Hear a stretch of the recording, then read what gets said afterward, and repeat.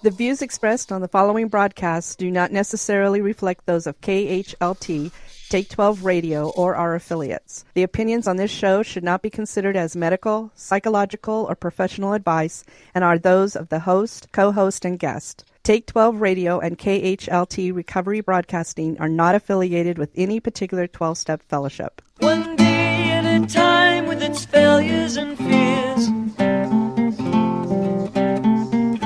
with portion of pain and burden of care, we must meet.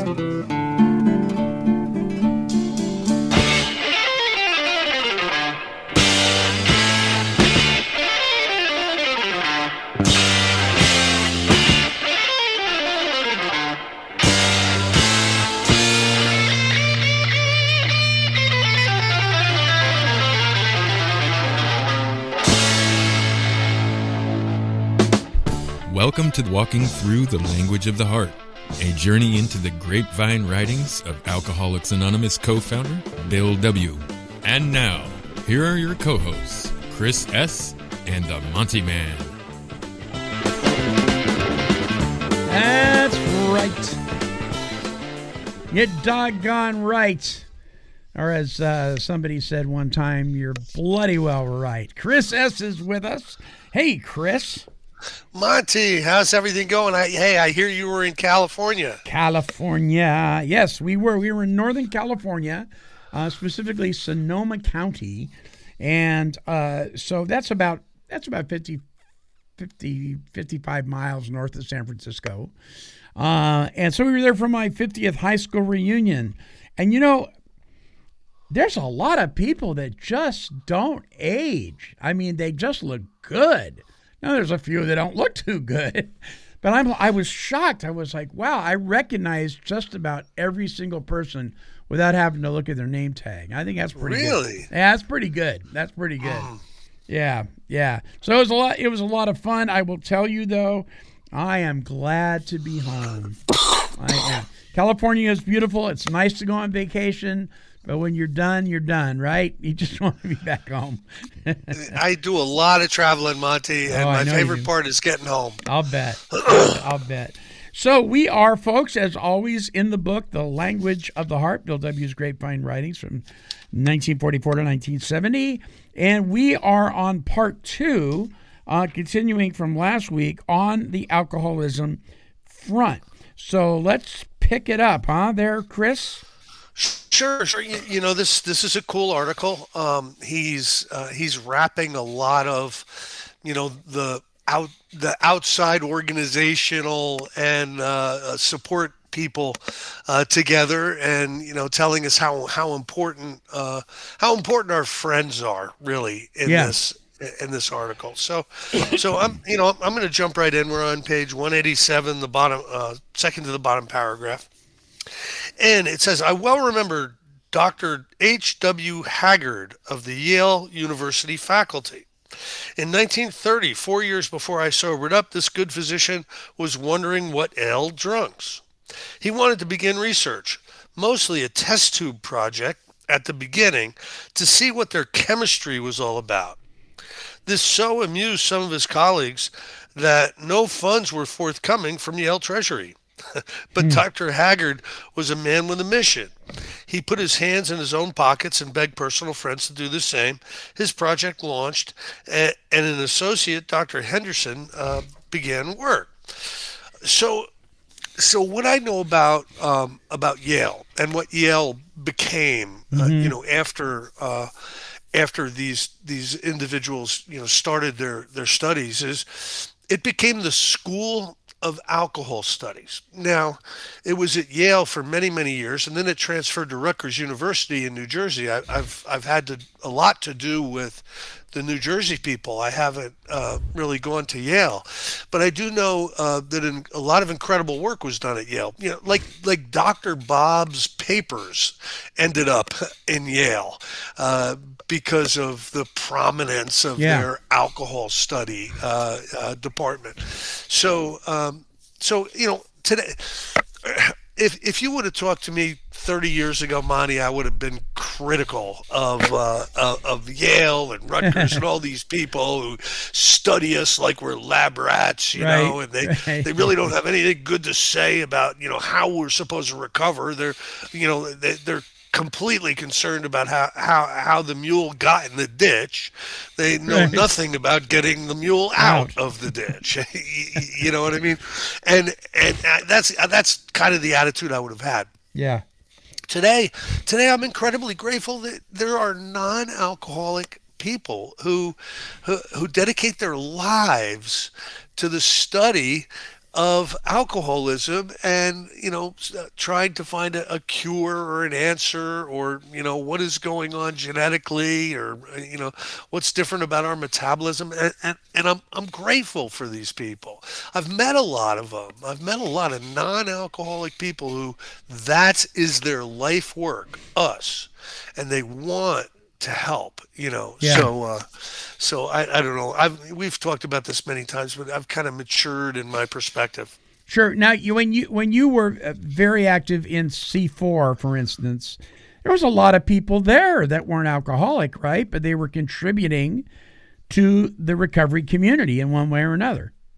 Oh, no doubt. Oh, Yeah. no doubt. There were people who were going around the world training people in best practices for you know, recovery and treatment practices, and they were legitimate. And then there was a lot of people who owned treatment center franchises. There was a lot of people in ASAM, you know, American Society of Addiction Medicine, who were part of C4. And many of them were non-alcoholic, but they were psychiatrists specializing in drug dependence and alcoholism, who, you know, you could learn a lot from. They got it. They got it. Most of them, if you asked them, if you pulled them aside from their lecture tour, Right. and asked them, you know, what do you think I should do? I think I have a drinking problem. Most of them legitimately would tell you to go to AA. Right. Right. Yeah, you know, but the fact of the matter is, Monty, so many people are unwilling to go to AA. There are people who would rather die than walk into an AA meeting. And a lot of the younger people are like this. They're just not going to church basements 5 nights a week people. Now, Yeah. should we just completely ignore them and forget about the suffering that they're going through with their alcoholism? These people don't think so. So they look at the spectrum of alcoholism, and, you know, they try to find processes that will be helpful to those people. They don't have to worry about the people who go to AA 5 nights a week for 30 years. They've got to worry about the people who don't, you know, and I think that's compassionate. So I want to talk about, before we move on here, just a little bit, Chris, on your take on this. So we have been around long enough that we have heard people be very critical of people that are quote unquote book smart but aren't one of us, right? And the truth of the matter is, there's a lot of book smart people that know a whole heck of a lot more about alcoholism and addiction than us. And I could name you 100, but there are also people who are 23 years old and getting their master's degree and want to become alcohol therapists or whatever, who really need some maturing before they're going to really be impactful. You know, and that's no different than any clinician anywhere. Sure. I mean, you don't want a brain surgeon just out of school. So it's the same kind of thing. But again, I've really opened my mind to this, and I pick my fights, and I find fault in much fewer areas than I used to. I was listening to a TikTok video of Sam Davis. I don't know if you know Sam or not, but he has Intervention on Call, and I think he owns a treatment facility, but he was talking about, we got to stop bashing each other, because he's a 12-stepper, and he's like, He said, hey, smart recovery, quit bashing us. Hey, 12-steppers, quit bashing smart recovery. We need the harm reduction folks. We need the smart recovery folks. We need the 12-steppers.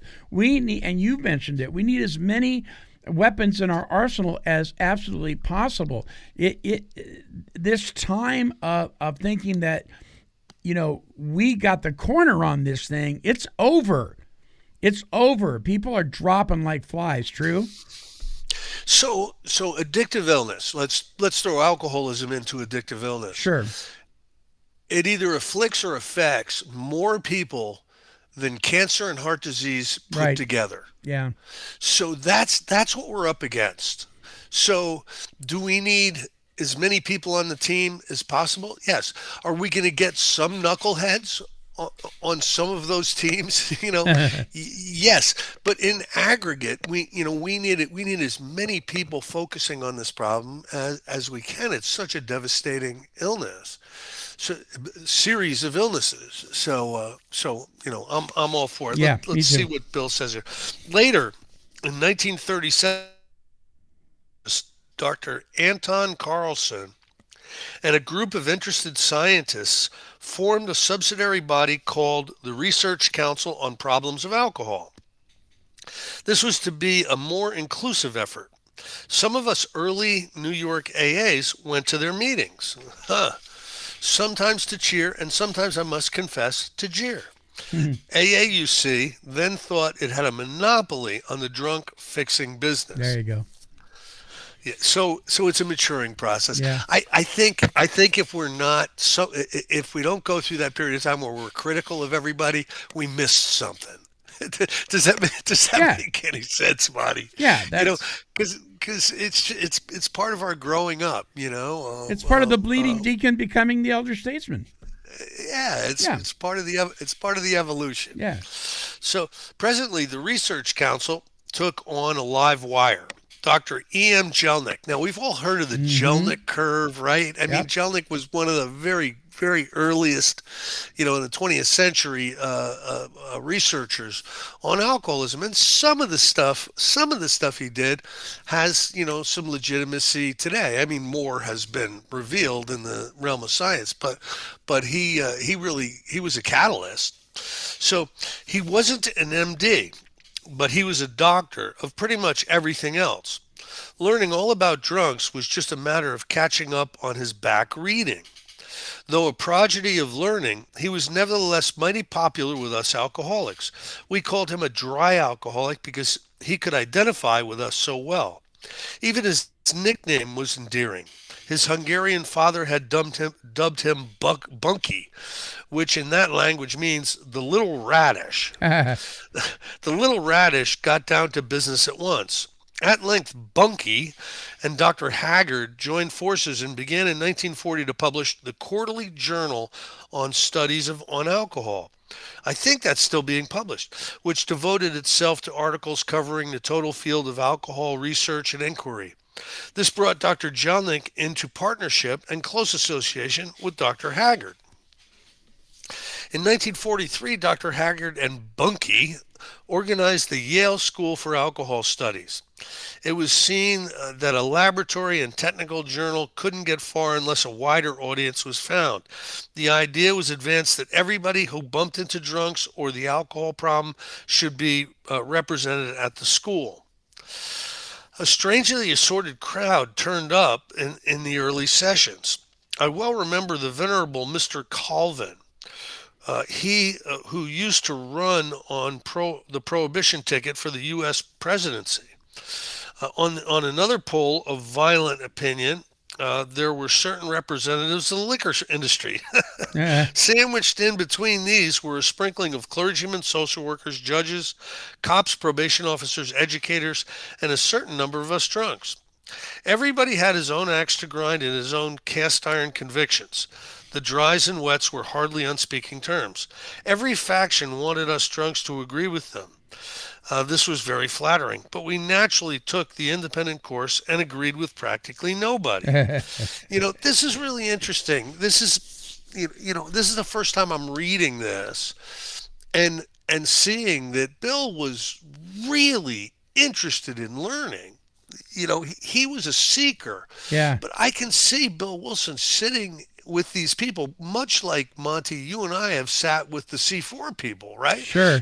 Wondering just what the heck we're doing here. Kind of believing, that we've got a lane that really is, the fast lane, but still interested in all these other lanes, and kind of believing that. But how interesting that Bill was right there at the beginning of the Yale School on Alcohol Studies. I did not know that. It was out of this unpromising miscellany that doctors Haggard and Jellinek had to bring order. The Wets had to be convinced they couldn't brush the alcohol problem under the bed. Neither could those Dries go on scaring every drinker by brandishing before him a hobnailed liver. We AAs had to see the enormity of the total alcohol problem and to face the fact that we probably weren't going to dry up the world overnight. The school threw in its research findings. Everybody else contributed what he had or thought he had, and Bunky finally showed us that we had to face the actual facts together and be friendly about it besides. He was a stroke of diplomacy. It was perhaps the first beginning of a comprehensive and statesmanlike approach to the problem of alcohol in America. Wow, that's really interesting. And Bill has got a ringside seat. Yeah. That is so cool.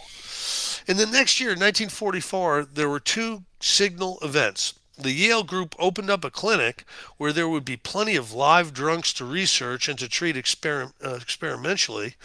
Here, Ray McCarthy, as first administrator, began to sweat out the clinic method with his first batch of alcoholics. Then along came Marty.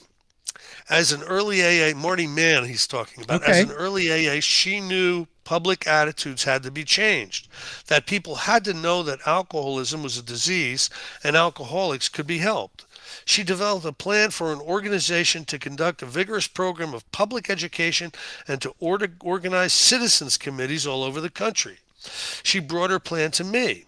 I was enthusiastic but felt scientific backing was essential. So the plan was sent to Bunky, and he came down to meet with us. He said the plan was sound, the time was ripe, and he agreed with me that Marty was the one to do the job.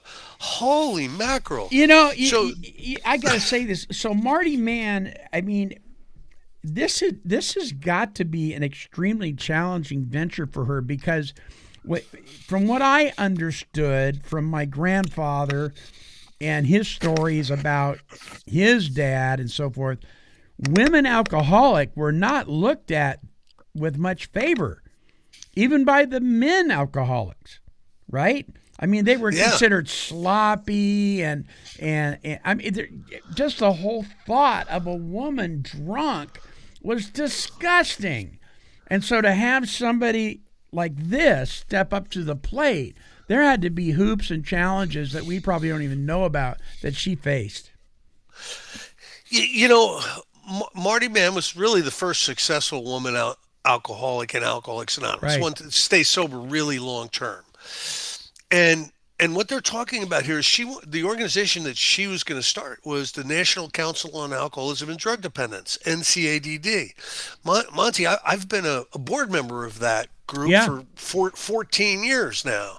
The New Jersey chapter, which is one of the last chapters to exist. The national went bankrupt when they got involved with the facing addiction people. They got involved with like the wrong dudes, and it went south. But the New Jersey NCADD had like 100 employees. That's like as many employees as all the state chapters have in the country. It was really really big, and we just changed. We just rebranded it. All right. So what they're talking about here is the main purpose of the NCADD was to to impact stigma, to change the public's perception about alcoholism, and make sure that they start to see it as a disease or an illness, so that there's not the prejudice and the lack of compassion that's usually associated with alcoholism. And she started doing that. It says here, what, in the 40s? Yeah. Now, I've got to tell you, as a board member of NCADD, you know how much progress we've made in removing stigma from the general population? Little. Incremental. and that's after like 60 years, 70 years. So we just rebranded it to the National Center on Advocacy. One of the things that this organization does is it advocates for the alcoholics. It advocates for the drug addicts. It does not care what the treatment centers want. It does not care what the insurance companies want. It does not care what the politicians want. It looks at data and tries to advocate for the things that are going to be good for the alcoholics or the addicts. And a lot of that is decriminalization, and a lot of that is harm reduction, and a lot of that is things that we normally don't think too much about in Alcoholics Anonymous. But these are things that there's data showing that if these processes or procedures or laws or whatever are put into place, they're going to benefit a large amount of alcoholics or addicts. Yeah. And Bill Wilson was right there during this too. Not only Yale School of Alcohol Studies, but the NCADD. This dude was impactful. Now, I think he dragged Dr. Bob into the NCADD too, probably against his will, but really, this is really interesting to me. So this whole idea of advocating for those who are sick, I think part of this, one reason stigma is still so strong is people don't want to let go of their prejudices. Look at, I have believed all my life that you got yourself there, you got to get yourself out. Now, you may convince me that that's not true, but I'm holding on to my convictions, man, and I'm not changing them, right? And so I think there's that. And the other thing, and I've got to share this with you, I worked for a treatment facility for a long time that we used to have staff meetings, and one of the things that leadership would tell us would be, you're starting to advocate for the client. You can't do that. You can't advocate for the client. And I'm like, well, then who's going to? It's the most ridiculous thing I've ever heard. They're the customers. The customer is always right. I know, right? That is totally crazy. Yeah, it's insane. So one of the things that we should all be advocating for is this parity. You've heard of parity legislation, right? Yep. And that's legislation. It first went out in 1970. Governor Hughes or Senator Hughes was pushed it and got all of it because he was an alcoholic in AA, and he got all his buddies behind it, right? And that's why from about 1970 to about 1993, you could snap your fingers and go into a treatment center. Yeah. Because there was parity with teeth. Yeah. Then along came the managed care push, right? They had to lower the costs of insurance. Everybody was complaining. And the managed care took the teeth out of that parity. Now what New Jersey, the New Jersey chapter of NCADD did, that for years they worked on parity legislation and finally got it pushed through. Now there's two pieces to parity legislation. There's the legislation that says it is incumbent upon reimbursement entities to pay for drug and alcohol treatment when needed. There's the legislation, and you have to put teeth in it. You have to put laws in it, that will punish the reimbursement entities for not following that. And if you don't follow the parity legislation up with those teeth, the rules will be on the book and no one will follow them. Yeah. So we're halfway there. And it is the toughest fight in the world, because if you ask anybody, would you like your health insurance costs to go up 15% because we're going to start covering all drug addiction and all alcoholism requests for treatment that come across the doorstep. We're going to start covering it all with really good stuff. It's gonna make your health insurance go up by 15%. Are you okay with that? 98% of the people in the country would not be okay with That's that. right. They don't want their health insurance to go up. Yeah. So that's one of the main reasons why the parity never gets any teeth. You know what I mean? These Yeah. employers don't want the rates to go up. Employees don't want the rates to go up. Who wants the rates to go up? Well, addicts and alcoholics. Who cares about them? So it's really, really tough stuff to push through. Yeah. So, and I'm kind of proud I'm in an organization that's in that fight. Whether we're winning or not, I'm in that fight for us, Monty. Yeah, well, that's good, because my insurance may go up, my property tax may go up, but I'll be part of the fight that keeps people from breaking into my house and breaking into my car, and we're gonna lose it anyway. It's one way or another. And there's data that every dollar spent on alcoholism treatment or drug addiction treatment gives $5 back to society, but it doesn't do it all in one pot. right. So what'll happen is it'll reduce costs for prisons. It'll reduce costs for emergency room visits. It'll reduce costs for medication providers. It'll reduce costs for a whole ton of things. But it's all different pots. So nobody's going to be able to give $1 and then get that $5 Right. back. It's going to go other places. But for society, it's good for society. You know what I mean? Yep. All right. Enough of the soapbox. Originally financed by the tireless Dr. Haggard and his friends, Marty started her big task.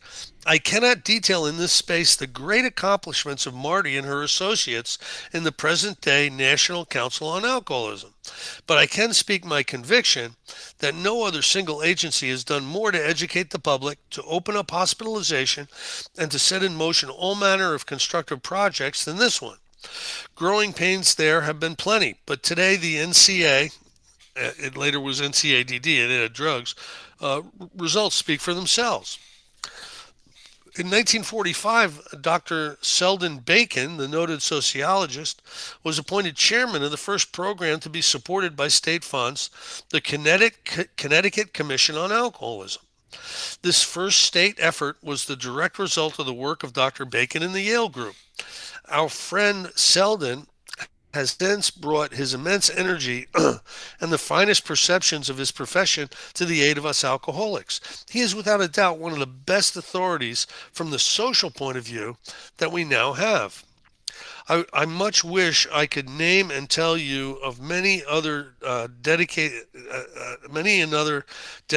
friend of the early pioneering times. They have since been followed by others who are today legion. To all of them, I send the timeless gratitude of Alcoholics Anonymous. Their combined efforts, often sparked by AAs, have since flowered to this general effect. 4 universities are now running replicas of the Yale School. 3,000 public and private hospitals have been opened to alcoholics. Industry is revolutionizing its attitude toward alcoholic employees. Penal institutions, police and judges alike, have taken new heart. Citizens committees in large numbers are attacking the total problem in their several communities. Over 30 U.S. states and the majority of Canadian provinces have a program of rehabilitation and treatment. Many clergy groups are educating their co-workers. Psychiatric research and treatment is making telling strides. Test tube devotees are working hopefully in their laboratories. The American Medical Association has officially declared alcoholism a chronic illness and has activated its own committee on alcoholism. Medical colleges are beginning to include this subject in their courses. Sparked by Bunky, the World Health Organization is carrying all this good news around the world. School textbooks are being modernized. In the course of general education, the press, radio, and television are pouring out floods of it daily. This has happened in the 28 years since Dr. Haggard first decided to find out what makes drunks tick.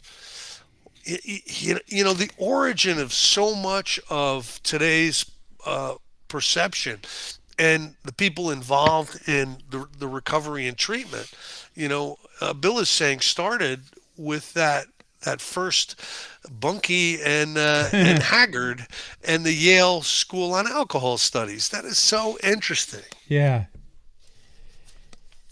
Probably all the modern treatment processes, Monty. Sure.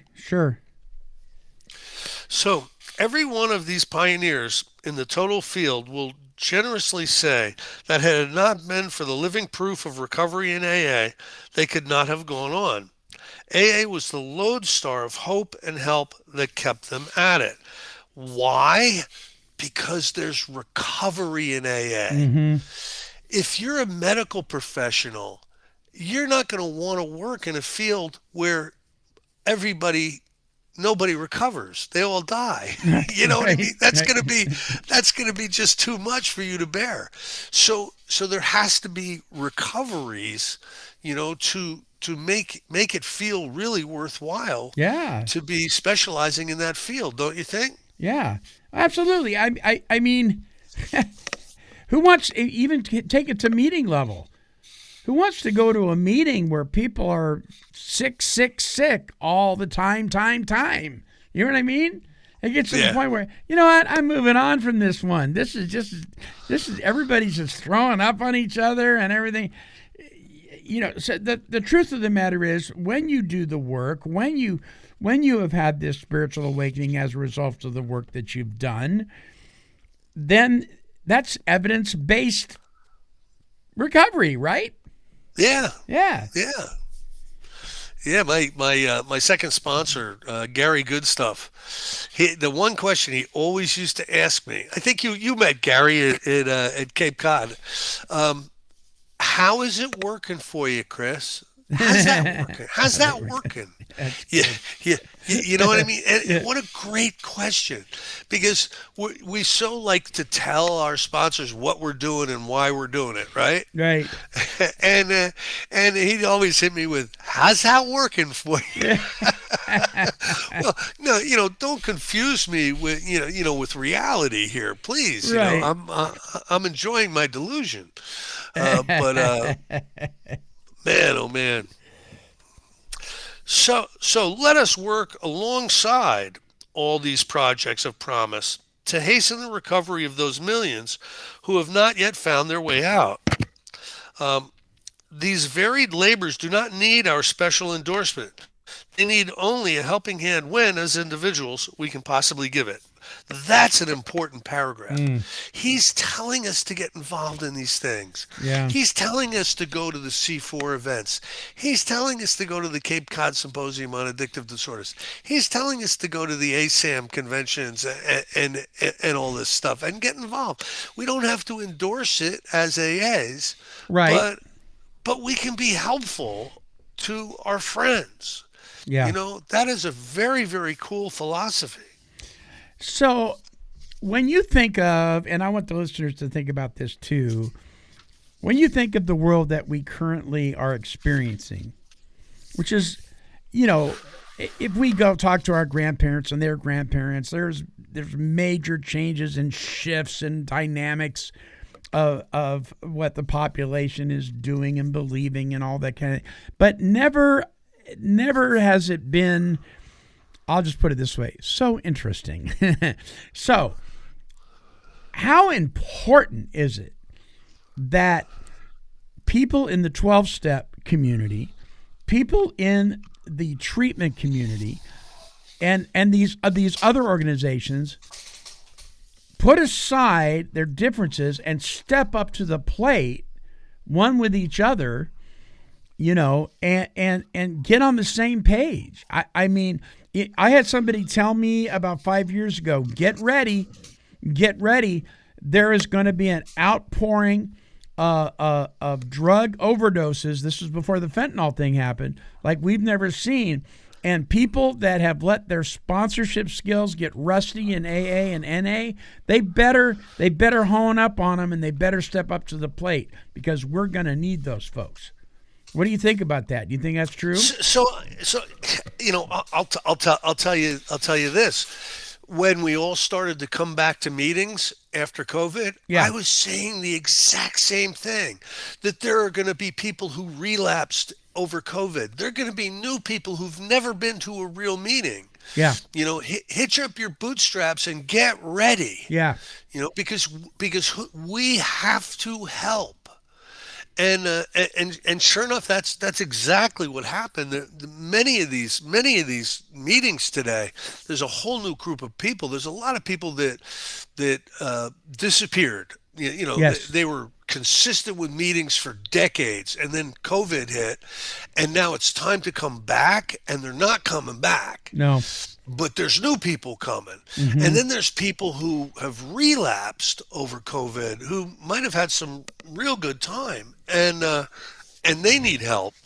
And so I was speaking out on the West Coast, and one of the things I ended with it was a call to action. And that call to action was, make sure it's a priority in your life carrying the message to the still sick and suffering alcoholic. They need it more now than they ever have. Yeah. So that's in line with what you were just talking about. Yeah.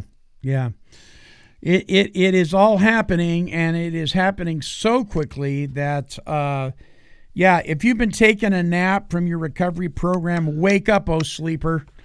It's time to put the armor back on and get to work. Get busy. Yeah, it really is. All right, Chris. So next week we move into segment 3, additional writings from this period, and that starts with 1951. We're going to do Salute to Canada. That's a very quick one. And Alcoholic Trustees. And what I would like to do is invite Judy and Lou, because I know that they were trustees. So they're going to know a little bit more than we do about this, and maybe have a deeper insight into the history of trustees, if that's okay with you. Absolutely. So I will send, whether they're able to or not, I'll send them the link. One of them had an email and the other one didn't. I'm trying to think. I'll have it here. They're married. They still live together. They'll that is really funny how you just put that. They're married. They still live together. That's great. Oh my gosh, that's funny. In fact, I just talked to a guy recently that they're married and they're not. Well, they're living together, but you wouldn't know it. I was working with this guy who he'd been separated. He's still married, but he'd been separated from his wife for 15 years. She lived in Florida and he lived up here. It's like, and they were fine with it. It's like, wow.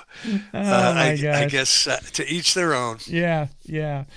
All right, my friends, thank you for tuning in. You can catch up on these shows, listen at the very end of the sign-off, and I will tell you how to do that. Chris, thank you once again, my friend. You got it, right. Until our next broadcast, this is the Monty'man along with Chris S., and we're wishing God's perfect serenity for you.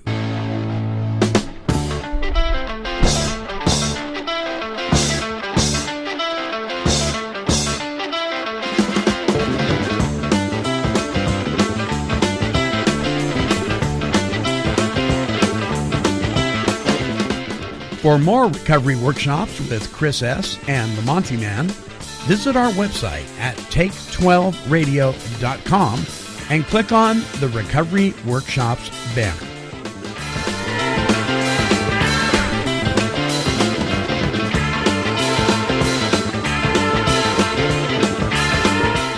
This has been a broadcast of Take 12 Recovery Radio and KHLT Recovery Broadcasting.